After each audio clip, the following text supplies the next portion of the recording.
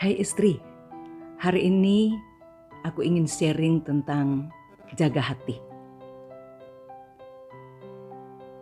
Ada satu ayat yang ingin saya baca untuk mendasari sharing kita hari ini, dan aku akan membacakannya dalam berbagai terjemahan supaya kita lebih mengerti dan bisa lebih memahami. Karena gak ada gunanya kalau kita cuman tahu, cuman ngerti, tetapi tidak bisa mengaplikasikannya. Untuk itu, dengarkan baik-baik. Amsal 4 ayat 23. Jagalah hatimu dengan segala kewaspadaan, karena dari situlah terpancar kehidupan. Peliharalah hatimu dengan segala kewaspadaan, karena disitulah sumber kehidupan. Jagalah hatimu melebihi semua yang bisa dijaga, karena dari situlah terpancar kehidupan. Peliharalah hatimu terlebih dari segala yang patut dipeliharakan, karena dari dalamnya terpancar segala mata air hidup. Jaga hatimu baik-baik, sebab hatimu menentukan jalan hidupmu. Istri, itu tadi firman Tuhan bagi kita yang menjadi dasar sharing saya pada hari ini. Dan perkataan atau kata tentang hati ini banyak sekali disebutkan di dalam Alkitab. Kalau nggak salah itu hampir 900 kali.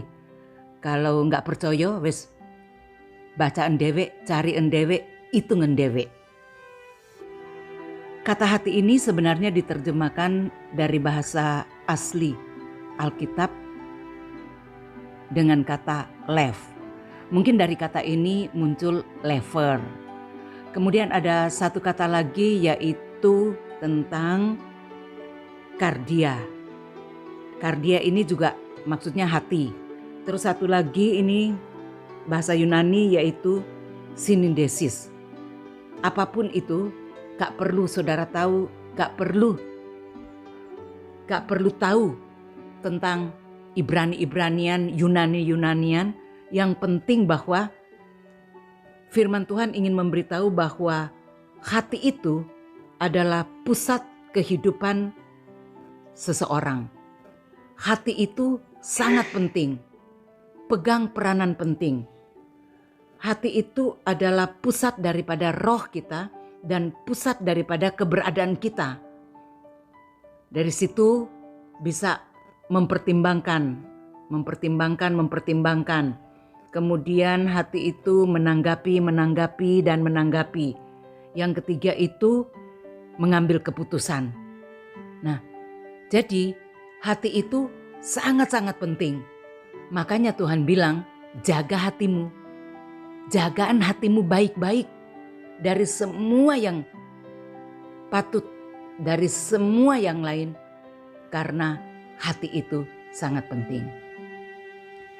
Istri, hei istri, kalau hati itu terganggu, kalau hati itu nggak oke, maka akibatnya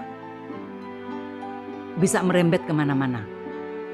Bukan cuma dirimu yang sakit-sakitan, uring-uringan, yang galau, yang pusing, macam-macam. Bukan cuma dirimu, tetapi itu akan merembet ke suamimu. Apa mana diliatin sama suamimu. Hati itu kalau lagi gak oke, suami ngeliatin itu nek kali ya, atau mau muntah. Wis gak menarik belas, wis. Gak menarik belas. Makanya hati itu perlu dijaga. Perlu dijaga baik-baik kata firman Tuhan. Terus tak takon, hatimu saiki isine opo? Kalau Tuhan Yesus udah tahu udah ngerti. Karena Yesus itu bisa melihat kedalaman hatimu sampai yang paling dalam, sampai yang kecil-kecil, sampai yang mungkin selama ini ditutup-tutupi, itu Tuhan tahu. Kalau saya gak tahu, makanya tak takon, hatimu saiki kayak opo? Opo isi daripada hatimu? Apakah hatimu penuh dengan kemarahan? Semoga enggak. Apakah hatimu penuh dengan kebencian? Semoga enggak. Apakah hatimu penuh dengan dendam? Semoga enggak. Apakah hatimu penuh dengan iri, dengki? Semoga enggak. Apakah penuh dengan cemburu? Semoga enggak. Apakah penuh dengan khawatir, takut, putus asa, penyesalan yang mendalam, tidak puas? Atau apa isi hati saudara? Atau apa isi hatimu sekarang ini? Tak bilang ya, kalau hati seseorang isine kayak tadi, isinya hal-hal yang negatif, wes siap-siap aja. Aku bukan nakut-nakuti, tapi aku suka baca artikel kesehatan. Itu nggak apik belas. Fatal akibatnya. Akibatnya itu welek soro elek. Makanya Tuhan bilang itu hati itu harus dijaga baik-baik.